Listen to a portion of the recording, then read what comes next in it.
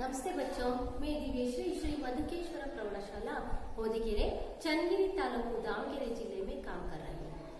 देखिए बच्चों, आप ये 8वीं कक्षा से 10वीं कक्षा तक हिंदी ग्रामर में अनेक आते हैं, लिंग आते हैं, वचन आते हैं, कारक आते हैं, ये क्या है, समास आते हैं, संधि आते हैं, संज्ञा आते हैं, सर्वनाम आते हैं ಅಲ್ವಾ.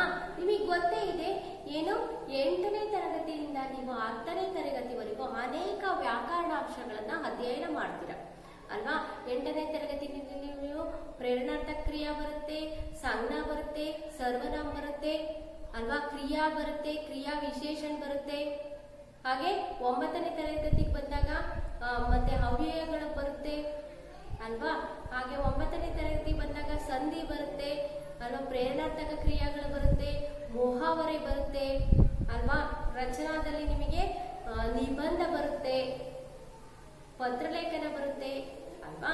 ये सभी क्या है, ये सभी के बारे में आपको थोड़ा जानकारी प्राप्त करेंगे अल्वा. ಎಲ್ಲದರ ಬಗ್ಗೆ ನಿಮಗೆ ಸ್ವಲ್ಪ ತಿಳ್ಕೊಂಡಿದ್ದೀರಾ. ಹಾಗೆ ಇಂದಿನ ತರಗತಿನಲ್ಲಿ आज ये इस पाठ में आज क्या है, ये कारक के बारे में ये जानकारी प्राप्त करेंगे. देखिए कारक ಅಂದ್ರೇನು, ಕನ್ನಡದಲ್ಲಿ ನೀವು ವಿಭಕ್ತಿ ಪ್ರತ್ಯಯ ಅಂತ ಕರೀತೀರಾ ಅಲ್ವಾ. ವಿಭಕ್ತಿ ಪ್ರತ್ಯಯ ಅಂತ ಕರೀತಿರಲ್ಲ, ಹಿಂದಿನಲ್ಲಿ ನಾವೇನು कारक ಅಂತ ಕರೀತೀವಿ. ಹಾಗಾದ್ರೆ कारक ಅಂದ್ರೇನು, कारक में कितने भेद हैं ಅನ್ನೋದನ್ನ ನಾವು ಇವತ್ತಿನ ತರಗತಿಯಲ್ಲಿ ನಾವು ತಿಳ್ಕೊಳ್ಳೋಣ. क्या है कारक? संज्ञा या सर्वनाम के जिस रूप से उसका संबंध वाक्य में अन्य शब्दों के साथ जाना जाता है उसे कारक कहते हैं. क्या है? संज्ञा या सर्वनाम के जिस रूप से उसका संबंध. संज्ञा ನಿಮಗೆ ಗೊತ್ತೇ ಇದೆ ಅಲ್ವಾ. ये क्या है संज्ञा? संज्ञा ನಿಮಗೆ ಗೊತ್ತೇ ಇದೆ, ಏನು ನಾಮಪದ ಅಂತ ಗೊತ್ತೇ ಇದೆ ಅಲ್ವಾ. संज्ञा या सर्वनाम, सर्वनाम ನಿಮಗೆ ಗೊತ್ತೇ ಇದೆ, ಏನು ನಾಮಪದ के बदले उपयोगित करने वाला शब्द ಅಲ್ವಾ. ನಾಮಪದದ ಬದಲು ನಾವು ಉಪಯೋಗಿಸ್ತಕ್ಕಂತ ಶಬ್ದಗಳಿಗೆ ನಾವೇನಂತೀವಿ, ಸರ್ವನಾಮ ಅಂತ ಕರಿತೀವಿ. ಹಾಗಾದ್ರೆ संज्ञा या सर्वनाम के जिस रूप से उसका संबंध वाक्य में अन्य शब्दों के, ವಾಕ್ಯಗಳಲ್ಲಿ ನಾವು ಬೇರೆ ಶಬ್ದಗಳನ್ನ ಸೇರಿಸಬೇಕಾದ್ರೆ ನಾವು ಒಂದು अन्य शब्दों के साथ जाना जाता है, ಈ ಕಾರಕಗಳನ್ನ ಸಂಜ್ಞಾ ಮತ್ತೆ ಸರ್ವನಾಮಗಳಲ್ಲಿ ಈ ಒಂದು ಕಾರಕಗಳನ್ನ ಜೋಡಿಸ್ಬಿಟ್ಟು ಏನ್ ಮಾಡ್ತೀವಿ, ವಾಕ್ಯ ಬಂದೆ है, ವಾಕ್ಯವನ್ನ ನಾವು ರಚನೆಯನ್ನ ಮಾಡ್ತೀವಿ. उसे कारक कहते हैं. ಇದನ್ನು ನಾವೇನಂತೀವಿ, ಈ साथ जाना जाता है, शब्दों के साथ जाना जाता है, उसे कारक कहते हैं. ಇವುಗಳನ್ನ ನಾವೇನಂತೀವಿ, ಕಾರಕ ಶಬ್ದಗಳು ಅಂತ ಕರಿತೀವಿ, ಕಾರಕ ಅಂತ ಕರಿತೀವಿ. ಹಾಗಾದ್ರೆ आपके पुस्तक में है ಅಲ್ವಾ, ನಿಮ್ಮ ಪುಸ್ತಕಗಳಲ್ಲೆಲ್ಲ ಇದೆ, ನಿಮಗೆ ಗೊತ್ತೇ ಇದೆ. ये 10वीं कक्षा में ये पृष्ठ संख्या 206 में 206ರಲ್ಲಿ ನಿಮಗೆ ಈ ಕಾರಕಗಳು ಅಂತ ಇದೆ ಅಲ್ವಾ. ಹಾಗಾದ್ರೆ ಎಲ್ಲರೂ ಪುಸ್ತಕವನ್ನ ತೆಗೆಯಿರಿ. ಇದೆಯಲ್ಲ ಎಲ್ಲಾದ್ರೂ ಬುಕ್ಸ್? ಹಾಗಾದ್ರೆ ಪುಸ್ತಕವನ್ನ ತೆಗಿರಿ. कारक ಇದೆ ನೋಡ್ಕೊಳ್ಳಿ. ಹಾಗಾದ್ರೆ क्या है कारक? क्या है कारक? ನೋಡಿ ಹಾಗಾದ್ರೆ ಏನು कारक ಅಂದ್ರೇನು? संज्ञा या सर्वनाम के जिस रूप से उसका संबंध वाक्य में अन्य शब्दों के साथ जाना जाता है उसे कारक कहते हैं. ನಾನು ಆಗ್ಲೇ ಹೇಳ್ದಂಗೆ ಸಂಜ್ಞಾ ಮತ್ತೆ ಸರ್ವನಾಮದ ಏನು जिस रूप से उसका संबंध वाक्य में अन्य शब्दों के साथ जाना जाता है उसे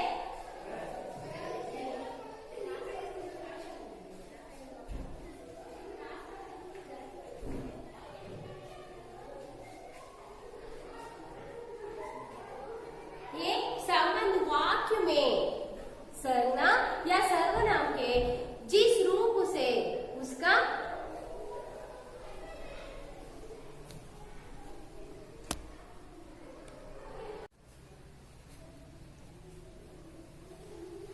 ನಿಮಗೆ ಗೊತ್ತೇ ಇದೆ, ನೀವು ಕನ್ನಡದಲ್ಲಾದ್ರೂ ಅಷ್ಟೇ ವಿಭಕ್ತಿ ಪ್ರತ್ಯಯಗಳನ್ನ ನೀವು ವಾಕ್ಯದಲ್ಲಿ ಯಾವ ರೀತಿ ಜೋಡಿಸ್ತೀರೋ, ಐಸೆ भी हिंदी में संज्ञा मत्ते सर्वनाम के जिस रूप से उसका संबंध वाक्य में अन्य शब्दों के साथ ವಾಕ್ಯಗಳನ್ನ ರಚನೆ ಮಾಡಬೇಕಾದ್ರೆ ಮತ್ತೊಂದು ಶಬ್ದಗಳ ಜೊತೆನಲ್ಲಿ ಬೇರೊಂದು ಶಬ್ದಗಳ ಜೊತೆನಲ್ಲಿ ए प्रत्यय को कारक को क्या करते हैं जोड़ते हैं ಈ ಕಾರಕಗಳನ್ನ ನಾವು ಸೇರಿಸ್ತೀವಿ उसको क्या कहते हैं कारक कहते हैं ಇದನ್ನ ನಾವೇನಂತೀವಿ ಕಾರಕಗಳು ಅಂತ ಕರಿತೀವಿ उदाहरण के लिए जैसे क्या है ए मोहन ने ए देख लीजिए जैसे उदाहरण नावेनु उदाहरण ನೋಡೋದಿದ್ರೆ मोहन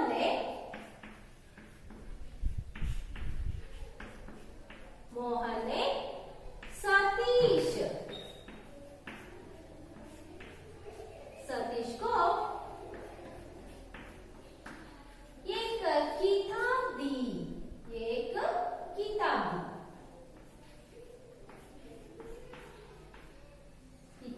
देख लीजिए ये वाक्य में ये क्या है ये ने ಹಾಗೆ ನೋಡಿ ಇಲ್ಲಿ ನಾವಿಲ್ಲಿ ವಾಕ್ಯದಲ್ಲಿ ಮೋಹನ್ ने सतीश को एक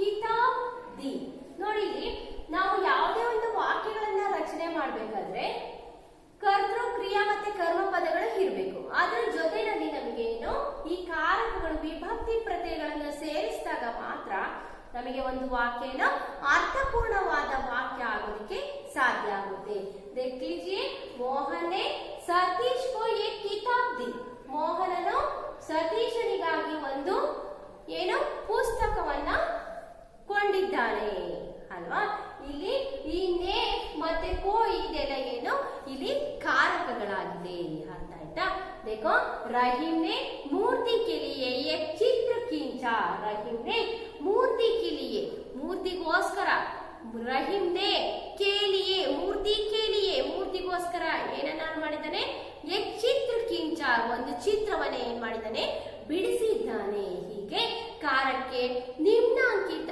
8 भेद होते हैं हिंदी में कितने भेद ये 8 भेद हिंदी में 8 भेद होते हैं ಅಂತ ಆಯ್ತಾ ನಮಗೆ ಹಿಂದಿನಲ್ಲಿ ನಾವು ಎಷ್ಟು ಭೇದಗಳನ್ನ ಕಾಣ್ತೀವಿ ಕಾರಕದಲ್ಲಿ 8 ಭೇದಗಳನ್ನ ಕಾಣ್ತೀವಿ ಯಾವುದು ಅಂತ ಗೊತ್ತಾ ನಿಮಗೆ 9ನೇ ತರಗತಿಯಲ್ಲಿ ಇದು ಬಂದಿರುತ್ತೆ ಹಾಗಾಗಿ ಈ ಕಾರಕದ ಬಗ್ಗೆ ನಿಮಗೆ ಆಗಲೇ ಪರಿಚಯ ಇರುತ್ತೆ ಗೊತ್ತಿದೆಯಾ ये 8 भेद है पहले ये कर्तकारक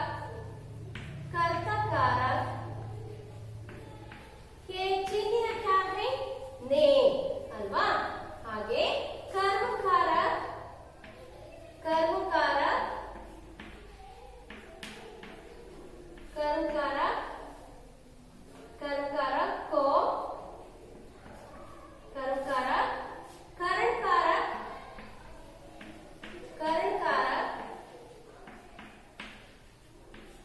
कर्मकारक को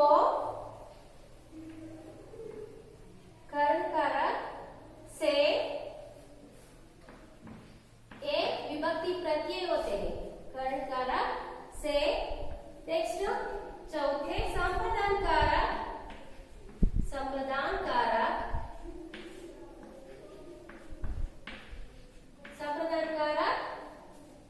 के लिए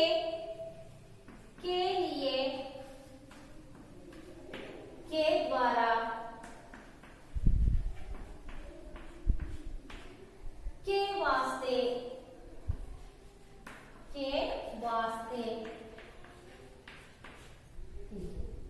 नेक्स्ट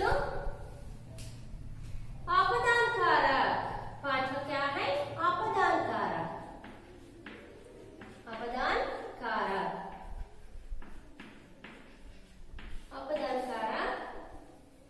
के लिए अपदान कारक से संबंध कारक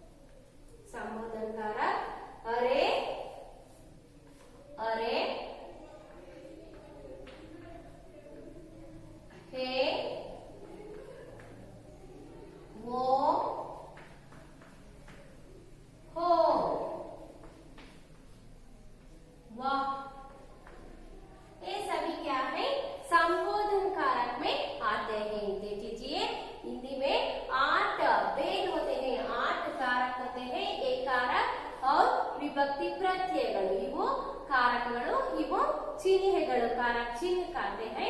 ये कर्ता कारक ने कर्म कारक को कर्ण कारक से, संप्रदान कारक के लिए, के द्वारा, के वास्ते, अपदान कारक से, संबंध कारक का, के, की, अधिकरण कारक में और पर, संबोधन कारक अरे, हे, हो, वह, ये सभी क्या है? हिंदी के 8 कारक हैं। पहले देख लीजिए क्या है? ये कर्ता कारक ने अल्वा, ಈ कर्ता कारकರ ಬಗ್ಗೆ ನೋಡೋಣ। जिससे क्रिया काम करने वाले का बोध होता है। क्रिया ಕೆಲಸವನ್ನ ಮಾಡೋದು ತಾನೆ, ಕ್ರಿಯಾಪದ ಅಂದ ತಕ್ಷಣ ನಮಗೆ ಏನು ಗೊತ್ತಾಗುತ್ತೆ? काम करने के पद होते हैं ಅಲ್ವಾ, ನಮಗೆ ಏನನ್ನ ಸೂಚಿಸುತ್ತೆ? ಕ್ರಿಯಾ ಕೆಲಸವನ್ನ ಮಾಡೋದನ್ನ ಸೂಚಿಸುತ್ತೆ। इसका कारक चिन्ह ने, ಇದರ ಒಂದು ಕಾರಕ ಚಿಹ್ನೆ ಏನು? ನೇ, ಅರ್ಥ ಆಯ್ತಾ? ನೇ। ಉದಾಹರಣೆಗೆ ಕೆಲವೊಂದು ಏನು ಉದಾಹರಣೆಗಳನ್ನ ಕೊಟ್ಟಿದ್ದಾರೆ, ಈ ವಾಕ್ಯಗಳನ್ನ ಕೊಟ್ಟಿದ್ದಾರೆ ನೋಡಿ। रमेश ने सुरेश की सहायता की, रमेश ने सुरेश की सहायता की। ಹಾಗೆ ನೇ ನೋಡಿ, ವಾಕ್ಯದಲ್ಲಿ ನಾವು ನಿಮಗೆ ಕ್ವಶನ್ ಹೇಗಿರುತ್ತಪ್ಪ ಅಂತ ಅಂದ್ರೆ, ಈ ರೀತಿ ವಾಕ್ಯಗಳನ್ನ ಕೊಟ್ಬಿಟ್ಟು ರಮೇಶ್ ನೇ ಸುರೇಶ್ ಕಿ ಸಹಾಯತಾ ಕಿ ಅನ್ನೋ ಒಂದು ವಾಕ್ಯವನ್ನ ಕೊಟ್ಬಿಟ್ಟು ನೇಗೆ ಏನು ರೇಖಾಂಕಿತ್ ಕರ್ಕೆ ಇದೇನಿಗೆ ಏನೋ ಅಂಡರ್ಲೈನ್ ಮಾಡ್ಬಿಟ್ಟು ಏನು ಈ ಕಿಸ್ ಕಾರಕ ಚಿಹ್ನೆ ಹೋತೆ ಹೇ, ಯಾವ ಕಾರಕನ ಚಿಹ್ನೆಯಾಗಿದೆ ಇದು ಅಂತ ಕೊಡ್ತಾರೆ ಪ್ರಶ್ನೆಗಳನ್ನ, ಅರ್ಥ ಆಯ್ತಾ? ಹಾಗೆ ಏನು ನೇ ಏನು ರಮೇಶನು ಸುರೇಶನಿಗೆ ಸಹಾಯವನ್ನ ಮಾಡಿದನು। ಹಾಗೆ ಬಾಜ್ಗೀರ್ ನೆ ಅನೇಕ ಚಮತ್ಕಾರ ದಿಖಾಯಿ ಅಲ್ವಾ, ಏನು ಹೀಗೆ ವಾಕ್ಯಗಳಲ್ಲಿ ನಾವು ನೇ ಈ ಒಂದು ಕಾರಕವನ್ನ ಕರ್ತಾ ಕಾರಕವನ್ನ ಬಳಸ್ತೀವಿ। ಹಾಗೆ कर्म कारक, इससे क्रिया के फल भोगने वाले का बोध होता है। इसका चिन्ह है को, क्या है? क्रिया का फल भोगने वालों का बोध होता है। इसका चिन्ह क्या है? को, क्या है? को। एक मालिक ने नौकर को वेतन दिया, भोगना ಅಂದ್ರೆ ಕೊಡೋದು ಅಲ್ವಾ, ಕೊಡ್ತಕ್ಕಂಥದ್ದನ್ನ ತಿಳಿಸೋದು ಏನು? मालिक ने नौकर को वेतन दिया, ನೌಕರನಿಗೆ ಏನು ವೇತನವನ್ನ ಕೊಟ್ಟನು। ಹಾಗೆ लोगों ने चोर को पकड़ा, ಜನರು ಏನು ಚೋರ್ ಕಳ್ಳನನ್ನ ಹಿಡ್ಕೊಂಡ್ರು ಅಲ್ವಾ। ಇಲ್ಲಿ ಕೋ ಯಾವ ರೀತಿ ಪ್ರಯೋಗ ಆಗಿದೆ ನೋಡಿ। ಹಾಗೆ कर्ण कारक, इससे क्रिया के होने में सहायता देने वाले साधन को, साधन का बोध होता है। इससे क्रिया के होने में, क्रिया के होने में सहायता देने वाले साधन को बोध होता है। इस कारक चिन्ह ये से, क्या है? कारक चिन्ह से। किसान हल से खेत जोत रहा है, किसान हल से खेत जोत रहा है। रमेश कलम से पत्र लिखता है, से हिंदा अल्वा, कलम हिंदा अल्वा। क्रिया के होने में सहायता देने वाला, ಕ್ರಿಯೆಗೆ ಏನ್ ಮಾಡ್ತಾ ಇದೆ? ಇದು ಸಹಾಯವನ್ನ ಮಾಡ್ತಾ ಇದೆ, ಪತ್ರವನ್ನ ಬರಿತಾ ಇದ್ದಾನೆ। ಹಾಗಾಗಿ ಕಲಾಂ ಸೆ ಯಾವುದರ ಮೂಲಕ? ಪೆನ್ನಿನ ಮೂಲಕ ಪತ್ರವನ್ನ ಬರೀತಿದ್ದಾನೆ, ಪೆನ್ನಿನಿಂದ, ಇಂದ, ಇದು ಸೆ ಅಂದ್ರೆ ಏನು? ಇಂದ ಅಂತ, ಅರ್ಥ ಆಯ್ತಾ? ಹಾಗೆ ನೆಕ್ಸ್ಟ್ ಸಂಪ್ರದಾನ कारक, संप्रदान कारक चिन्ह ಏನು? ಏನು? के लिए, के द्वारा, के वास्ते, के लिए, के द्वारा, के वास्ते। इससे क्रिया करने के उद्देश्य या प्रयोजन का बोध होता है। इस कारक चिन्ह है के लिए, के द्वारा, के वास्ते, क्रिया करके उद्देश्य या प्रयोजन का बोध होते हैं। क्रियाಗೆ ಏನು ತನ್ನದೇ ಆದ ಉದ್ದೇಶ ಮತ್ತೆ ಪ್ರಯೋಜನವನ್ನ ಈ ಒಂದು ಕಾರಕದ ಮೂಲಕ ನಾವು ತಿಳಿಸಬಹುದಾಗಿದೆ। देख लीजिए, जैसे उदाहरणಗಳಿದೆ कुछ। ये माता ने रोटी के लिए अंगूठी खरीदी अल्वा। नेहा शोभा के लिए पुस्तक लाई अल्वा। ಏನಿದೆ? ನೇಹಾ ಶೋಭಾ के लिए ಶೋಭಳಿಗಾಗಿ ನೇಹ ಶೋಭಳಿಗಾಗಿ ಪುಸ್ತಕವನ್ನ ಇಲಾಯಿ ತೆಗೆದುಕೊಂಡು ಬಂದಳು. ಅವಳಿಗೋಸ್ಕರ ಅಂತ ಅಂತಿರಲ್ಲ, ಗೋಸ್ಕರ, ಅವರಿಗೋಸ್ಕರ, ಅವಳಿಗೋಸ್ಕರ ಅಂತಿರಲ್ಲ, ಆ ಗೋಸ್ಕರನೇ ಏನು ಈ ಒಂದು ಕೇಳಿಯೇ. आगे आपादान कारक, आपादान कारक में क्या है? जिससे किसी क्रिया के एक स्थान से हटने या दूर होने का बोध होता है, इस कारक का चिन्ह है से. से ಅನ್ನೋದು ಎರಡು ಕಾರಕಕ್ಕೆ ಬರುತ್ತೆ. ಈ ಒಂದು ಕರ್ಣ ಕಾರಕಕ್ಕೂ ಸೇ ನಾವು ಯೂಸ್ ಮಾಡ್ತೀವಿ. ಹಾಗೆ ಅಪದಾನ ಕಾರಕಕ್ಕೂ ನಾವು ಸೇನ ಬರಿತೀವಿ. ಅರ್ಥ ಆಯ್ತಾ? ಸೇನ ಯೂಸ್ ಮಾಡ್ತೀವಿ. ಯಾವುದು कर्ण कारक ಮತ್ತೆ अपदान कारक, ये दोनों के लिए से क्या है चिन्ह आते हैं. अर्थ आಯ್ತಾ? ಎರಡಕ್ಕೂ ಯಾವುದು ವಿಭಕ್ತಿ ಚಿಹ್ನೆ, ಯಾವುದು ವಿಭಕ್ತಿ ಪ್ರತ್ಯಯ से. अर्थ ಆಯ್ತಾ? ಎರಡರಿಂದ ನಮಗೆ ಸೇನೆ ಬರೋದು. आगे देख लीजिए, अपदान कारक के लिए ये स्थान हटने या दूर होने का बोध, ಇದನ್ನ ದೂರ ಮಾಡೋದಕ್ಕೋಸ್ಕರ ಈ ಚಿಹ್ನೆಯನ್ನು ನಾವು ಯೂಸ್ ಮಾಡ್ತೀವಿ. ಗಂಗಾ ಹಿಮಾಲಯ से निकलती है. ಗಂಗಾ ಎಲ್ಲಿಂದ ಬರುತ್ತೆ? ಗಂಗಾ ನದಿ ಹಿಮಾಲಯದಿಂದ, ಈ ಒಂದು ಇಂದ ಅರ್ಥ ಆಯ್ತಾ? ಇಂದ ಅನ್ನೋ ಒಂದು ಶಬ್ದನೇ ಇಲ್ಲಿನೂ ಬರೋದು. ಹಿಮಾಲಯದಿಂದ ಬೀಳುತ್ತೆ ಅಲ್ವಾ? ಹಾಗೆ ಪೇಡ್ ಸೆ ಫಲ್ ಗಿರ, ಮರದಿಂದ ಏನ್ ಬಿತ್ತು? ಫಲ್, ಹಣ್ಣು ಬಿತ್ತು. ಇಂದ ಸೇ ಅಂದ್ರೆ ನಮ್ಗೆ ಏನಿದೆ? ಇಂದ ಅಂತ. ಹಾಗೆ देखो संबंध कारक, संबंध कारक का के की क्या है? का के की क्या करते हैं संबंध कारक? इससे संज्ञाओं के बीच भिन्न भिन्न प्रकार के संबंध का बोध होता है. इस कारक के चिन्ह है का के की. ये क्या है? भिन्न भिन्न प्रकार के संबंध का बोध होता है. ಬೇರೆ ಬೇರೆ ಪ್ರಕಾರದ ಸಂಬಂಧಗಳನ್ನು ನಾವಿಲ್ಲಿ ತಿಳಿಸಬಹುದಾಗಿದೆ. ಸರೋವರ का पानी स्वच्छ होता है, ಸರೋವರದ ನೀರು ಸ್ವಚ್ಛವಾಗಿದೆ. सोहन के दादा निरक्षर थे ಅಲ್ವಾ? ಹಾಗೆ ಶಶಿ की माता खुश थी. ಶಶಿಯ ಮಾತಾಳು, ಇಲ್ಲಿ ಮಾತಾ ಅನ್ನೋದೇನು ಸ್ತ್ರೀಲಿಂಗವಾಗಿರೋದ್ರಿಂದ ಇಲ್ಲಿ ಏನಾಗಿದೆ? ಕೀ ಬಂದಿದೆ. ಅರ್ಥ ಆಯ್ತಾ?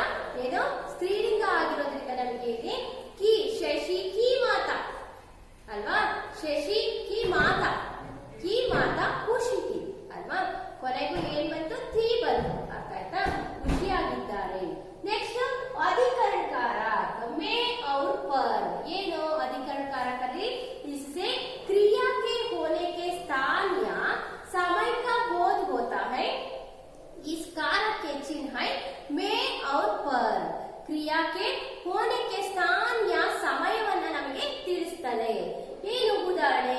रमेश के पिता मुंबई में, ये समय मुंबई में रहते हैं. स्थान ಇಲ್ಲಿ ಏನು? ಮುಂಬೈ ಅನ್ನೋದೇನು ಸ್ಥಾನವನ್ನ ನಮಗೆ ಸೂಚಿಸ್ತು ಅಲ್ವಾ? अधिकरण कारकದಲ್ಲಿ ನಾವೇನನ್ನು ನೋಡಿದ್ವಿ? ಸ್ಥಾನವನ್ನ ಮತ್ತೆ ಸಮಯವನ್ನ ಸೂಚಿಸುತ್ತೆ. ಏನು? ಮುಂಬೈ में. ಹಾಗೆ पेड़ पर अनेक पंछी बैठते हैं. पेड़ पर ಮರದ ಮೇಲೆ ಏನು? ಅನೇಕ ಪಕ್ಷಿಗಳು ಕೂತಿದೆ. ಅರ್ಥ ಆಯ್ತಾ? ಹೀಗೆ ನೆಕ್ಸ್ಟ್ ಕೊನೆಯದಾಗಿ ನಾವು ಸಂಬಂಧ ಕಾರಕಲ್ಲಿ ಏನನ್ನ ನೋಡ್ತೀವಿ? इससे किसी संज्ञा को पुकारने का भाव प्रकट होता है. इसे कारक की चिन्ह है. अरे, हे, हो, वो, वाह. अरे क्या है? ये पुकारने के भाव प्रकट होते हैं. ಏನು? ಸಂಜ್ಞಾದ ನಾಮಪದದ ಭಾವನೆಯನ್ನ ಸೂಚಿಸುತ್ತೆ. ವಾಹ್, ಅರೆ ಅಲ್ವಾ? ಆಶ್ಚರ್ಯ ಬರುತ್ತೆ ಇಲ್ಲಿ. ಏನು ಉದಾಹರಣೆ? ಅರೆ ಯಾ ಕ್ಯಾ ಹೋ ಗಯಾ, ವಾಹ್ ಕಿತನಾ ಅಚ್ಚಾ ಹೈ ಅಲ್ವಾ? ಈ ರೀತಿಯ ಏನು ಚಿಹ್ನೆಗಳು ಬಂದಾಗ ಸಂಬೋಧನ ಕಾರಕ ಅಂತ ನಾವು ಗುರುತಿಸಬಹುದು. ಅರ್ಥ ಆಯ್ತಾ? ಹೀಗೆ ಏನು हिंदी में कितने कारक है? 8 कारक है. पहले कर्ता कारक की विभक्ति चिन्ह क्या है? कर्ता कारक ने कर्म कारक को कर्ण कारक से संबोधन कारक के लिए, के द्वारा, के वास्ते, अपदान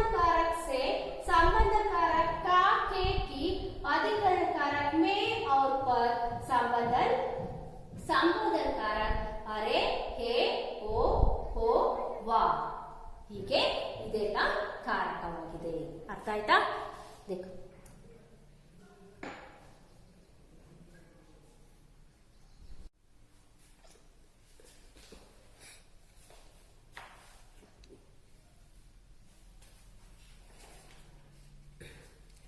देखिए कारक के बाद क्या है, की और की का प्रयोग. क्या है? की और की का प्रयोग. देख लीजिए, ये आप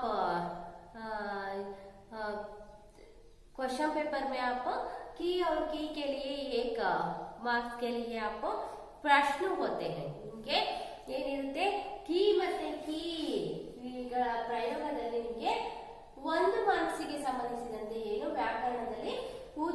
व्याकरणದಲ್ಲಿ ಪ್ರಶ್ನೆ ಇರುತ್ತೆ. देख लीजिए, ये दीर्घाक्षर की ह्रस्वाक्षर की को कहा और दीर्घाक्षर की को कहा प्रयोग किया गया है. ಅಂದ್ರೆ ನಾವು ಕೀ ह्रस्वाक्षर ಮತ್ತೆ ಕೀ ದೀರ್ಘಾಕ್ಷರದ ಪ್ರಯೋಗಗಳನ್ನ ನಾವು ಎಲ್ಲಿ ಮಾಡಬೇಕು ಅನ್ನೋದನ್ನ ಇಲ್ಲಿ ಈಗ ನಾವು ನೋಡೋಣ. ಹಾಗಾದ್ರೆ देखो, की कारक की कारण बोधक अव्यय है. आपके मालूम है अव्यय क्या है? ये अव्यय लिंग, वचन, कारक जिनमें क्या है, आधार पर मूल शब्दों से कोई परिवर्तन नहीं होते हैं. ಅರ್ಥ ಆಯ್ತಾ? ಯಾವುದೇ ಒಂದು ಲಿಂಗ, ವಚನ ಇರ್ಬೋದು, ವಿಭಕ್ತಿ ಇರ್ಬೋದು, ಕಾರಕ ಇರ್ಬೋದು, ಕಾಲದಲ್ಲಿ ಇರ್ಬೋದು, ಯಾವುದೇ ಒಂದು ಪರಿವರ್ತನೆ ಆಗೋದಿಲ್ಲ.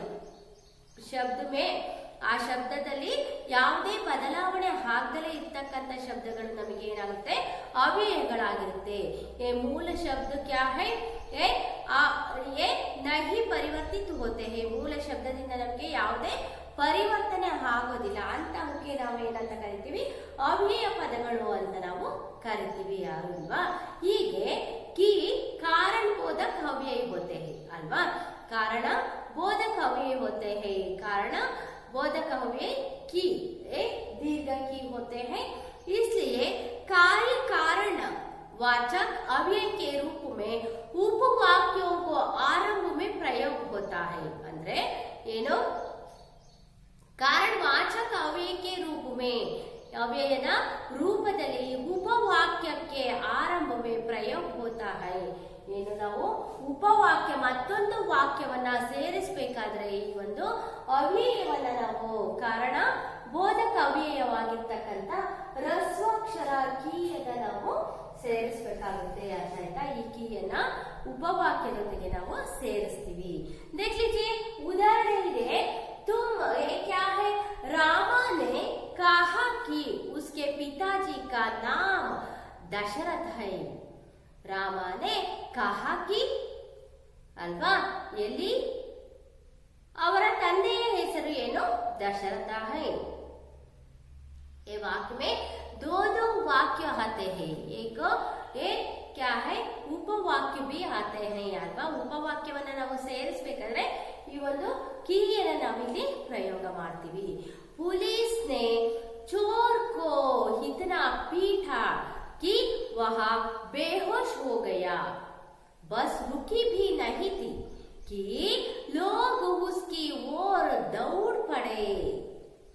पिताजी मुझे पैसे देने वाले ही थे कि चाचा जी ने कहा उसे पैसा मत दो.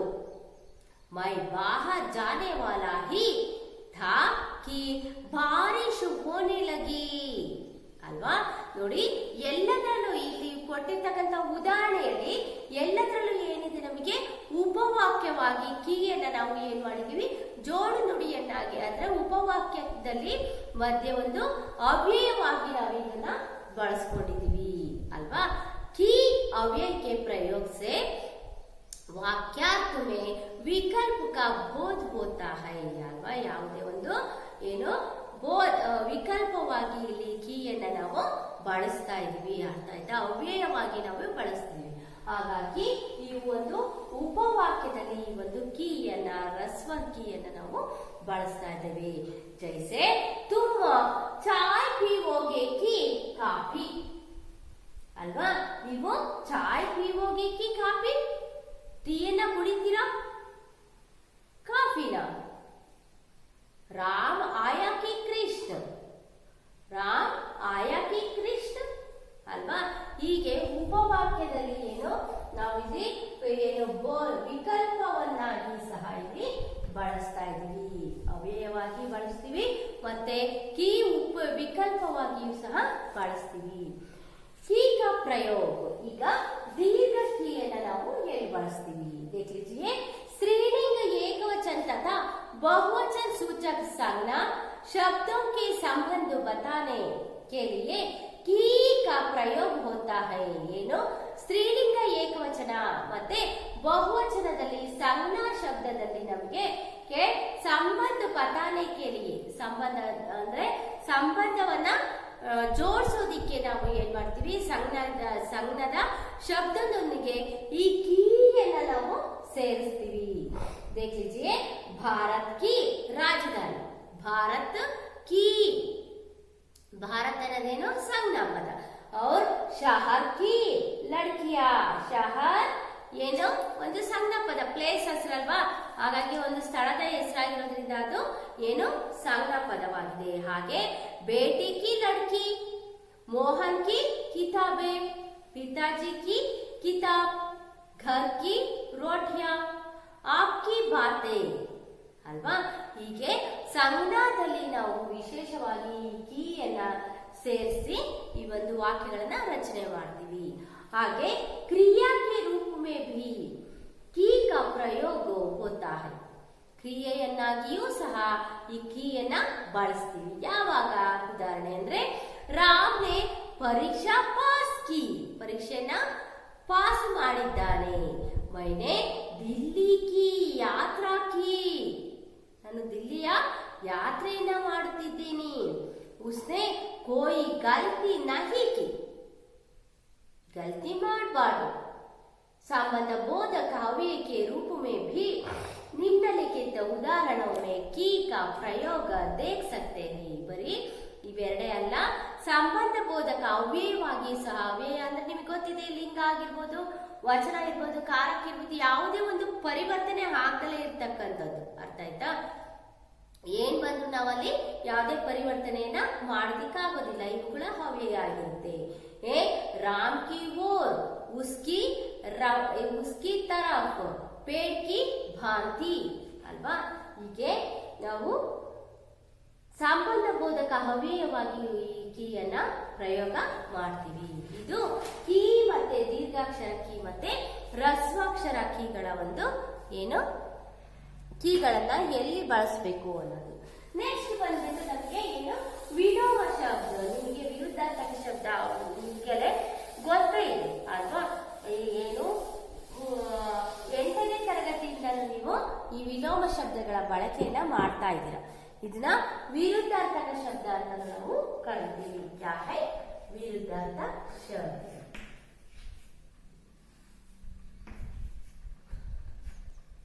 ವಿರುದ್ಧಾರ್ಥ ಶಬ್ದ ಅಲ್ವಾ. ವಿರುದ್ಧಾರ್ಥಕ ಶಬ್ದವನ್ನು ನಾವು ಬಳಕೆ ಮಾಡ್ತಾನೆ ಇದ್ದೀವಿ. ಹಾಗಾದ್ರೆ ಏನು ವಿರುದ್ಧಾರ್ಥಕ ಶಬ್ದ ಅಂದ್ರೆ? कुछ शब्द ऐसे होते हैं जो एक दूसरे के ठीक विपरीत अर्थ प्रकट करते हैं. इन्हें विपरीतार्थक विलोम शब्द कहा जाता है. ಅರ್ಥ ಆಯ್ತಾ? ಏನು ಬದಲಾವಣೆ ಹೊಂದುತ್ತೆ, ಬೇರೆ ಒಂದು ಶಬ್ದವಾಗಿ ಬದಲಾವಣೆಯನ್ನು ಹೊಂದುತ್ತೆ. ಈ ರೀತಿಯ ಒಂದು ಬದಲಾವಣೆ ಶಬ್ದಗಳ ಏನಾಗಿರುತ್ತೆ, ನಮಗೆ ವಿರುದ್ಧಾರ್ಥಕ ಶಬ್ದಗಳಾಗಿರುತ್ತೆ. और इनकी रचना प्रत्ययहीन आदि तथा उपसर्ग कु सु दु नि अ अन आदि ಇವೆಲ್ಲ ಏನು ಉಪಸರ್ಗಗಳು. ಕು ಸು ಅಲ್ವಾ, ದು ನಿ ಅ ಅನ್ ಇವೆಲ್ಲ ಉಪಸರ್ಗಗಳು की सहायता से होती है. कभी कभी स्वतंत्र शब्द भी विलोम होते हैं ಅಲ್ವಾ. ಏನು ಕೆಲವೊಂದು ಸ್ವತಂತ್ರ ಶಬ್ದಗಳು ಸಹ ವಿಲೋಮ ಆಗುತ್ತೆ. ಹಾಗೆ ಪ್ರತ್ಯಯ ಹೀನ ಆದಿ ಪ್ರತ್ಯಯಗಳು ಸಹ ಇಲ್ಲಿ ಪ್ರತ್ಯಯ ಇಲ್ಲದಲೇ ಇರ್ತಕ್ಕಂಥವು ಸಹ ಇಲ್ಲಿ ಬರುತ್ತೆ. कुछ प्रचलित विपरीतार्थक शब्दों की सूची. विपरीतार्थक शब्द अंधकार, ಪ್ರಕಾಶ, ಇಲ್ಲಿ ಯಾವುದೇ ಒಂದು ಶಬ್ದದಲ್ಲಿ ನೋಡಿ ಬದಲಾವಣೆ ಆಗೋದಿಲ್ಲ, ಶಬ್ದಗಳ ಬದಲಾವಣೆ ಆಗುತ್ತೆ. ಅರ್ಥ ಆಯ್ತಾ? ಇಲ್ಲಿ ನಮಗೆ ಉಪಸರ್ಗಗಳು ಬರೋದಿಲ್ಲ. अंधकार प्रकाश, आया व्यय, आई व्यय, आगे पीछे, अमृत विष. ಉಪಸರ್ಗ ಬಂದಾಗ ಹೇಗೆ ಬದಲಾವಣೆ ಆಗುತ್ತೆ? ಈ ಉಪಸರ್ಗ ಬಂದಾಗ ಏನಾಗುತ್ತೆ? ಆಧಾರ್ ನಿರಾಧಾರ್, ಅದಕ್ಕೆ ಏನಾಗುತ್ತೆ? ನಾವು ಉಪಸರ್ಗಗಳನ್ನ ಸೇರಿಸ್ತೀವಿ. ನಿರಾಧಾರ್, ಪರತಂತ್ರ ಸ್ವತಂತ್ರ, ಜೈ ಪರಾಜಯ, ಸಫಲ್ असफल, ಹೀಗೆ ಏನು ಇಲ್ಲಿ ಉಪಸರ್ಗಗಳನ್ನ ಸೇರಿಸ್ತೀವಿ. अ तथा अन के प्रयोग द्वारा निर्मित विपरीतार्थक ಶಬ್ದ. ಇಲ್ಲಿ ಅ ಒಂದು ಅನ್ ಇವೆರಡನ್ನು ಸೇರಿಸಿದಾಗ ಏನಾಗುತ್ತೆ? ಯಾವ ರೀತಿ ವಿಲೋಮ ಶಬ್ದಗಳಾಗಿ ಬದಲಾವಣೆ ಆಗುತ್ತೆ? ಆಧಾರ್ ಅನಾಧಾರ್, ಚಲ್ ಅಚಲ್, ಲಿಖಿತ್ अलिखित, आवश्यक अनावश्यक. विलोम देख लीजिए, ये क्या है?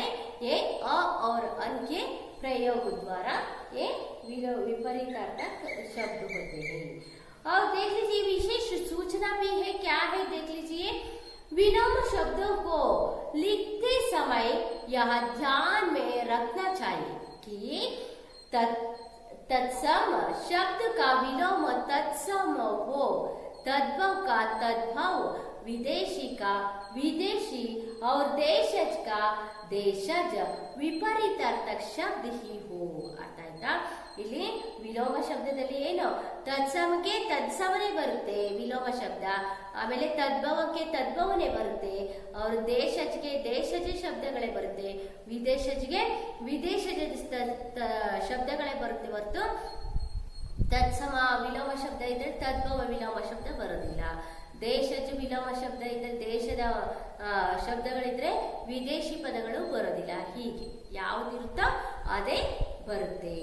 ಹೀಗೆ ವ್ಯಾಕರಣ ಸಂಬಂಧಿ ದೇಖಲಿಜಿ. ಹೀಗೆ ಈ ಎಲ್ಲ ಒಂದು ನಾವು ಏನೆಲ್ಲ ನೋಡಿದ್ವಿ? ಲಿಂಗ ನೋಡಿದ್ವಿ, ವಚನ ನೋಡಿದ್ವಿ, ಲಿಂಗ ನೋಡಿದ್ವಿ, ಹಾಗೆ ಕಾರಕಗಳನ್ನು ನೋಡಿದ್ವಿ ಅಲ್ವಾ? ಅವರು ಕೀಗೆ ಪ್ರಯೋಗ ನೋಡಿದ್ವಿ ಅಲ್ವಾ? ವಿರುದ್ಧಾರ್ಥಕ ಶಬ್ದಗಳನ್ನು ನೋಡಿದ್ವಿ, ಸಂಧಿ ನೋಡಿದ್ವಿ, समास ನೋಡಿದ್ವಿ. ये सभी क्या है? 10वीं कक्षा में आने वाले ये सभी क्या है? ये ವ್ಯಾಕರಣಾಂಶ होते हैं. ಅರ್ಥ ಆಯ್ತಾ? ಇದೆಲ್ಲದೂ ಸಹ ಏನು 10ನೇ ತರಗತಿನಲ್ಲಿ ಬರ್ತಕ್ಕಂಥ ವ್ಯಾಕರಣಾಂಶಗಳು. ಅರ್ಥ ಆಯ್ತಾ? ಅರ್ಥ ಆಯ್ತಾ? ವಿರುದ್ಧಾರ್ಥಕ ಶಬ್ದ ಉಪಸರ್ಗಗಳು ಬಂದಾಗ ಮತ್ತೆ ಅ ಮತ್ತೆ ಅನ್ ವಿಪರೀತಾರ್ಥಕ ಶಬ್ದಗಳು ಬಂದಾಗ ಯಾವ ರೀತಿ ಬದಲಾವಣೆ ಆಗುತ್ತೆ, ಮತ್ತೆ ವಿಪರೀತಾರ್ಥಕ ಪ್ರಚಲಿತ ವಿಪರೀತಾರ್ಥಕ ಶಬ್ದಗಳು ಬಂದಾಗ ಯಾವ ರೀತಿ ಬದಲಾವಣೆ ಆಗುತ್ತೆ ಅನ್ನೋದನ್ನ ನಾವಿವೊಂದು ಕಕ್ಷದಲ್ಲಿ ಕಲ್ತ್ಕೊಂಡ್ವಿ. ನೆಕ್ಸ್ಟ್ ನಾಳೆ ನೀವು ಬರ್ತಾ 10 ಒಂದು ಉದಾಹರಣೆಗಳನ್ನ ನೀವು ವಿಲೋಮ ಶಬ್ದಕ್ಕೆ ಬರ್ಕೊಂಡ್ ಬರ್ಬೇಕಾಗುತ್ತೆ. ಹಾಗೆ ಈಗ ನಾನು ಕಾರಕಕ್ಕೆ ಸಂಬಂಧಪಟ್ಟಂಗೆ ನಾನು ಮಾಡಿದ್ದೆ. ಆ ಕಾರಕಕ್ಕೆ ಸಂಬಂಧಪಟ್ಟಂಗೂ ನೀವು ಏನು 8 ಕಾರಕಗಳನ್ನ ಕಲ್ತ್ಕೊಂಡು ನಾಳೆ ಬರಬೇಕು. ಅರ್ಥ ಆಯ್ತಾ? देखिए यह तक आप सभी इस पाठ सुनने को सभी को धन्यवाद करती हूँ. सभी को नमस्कार.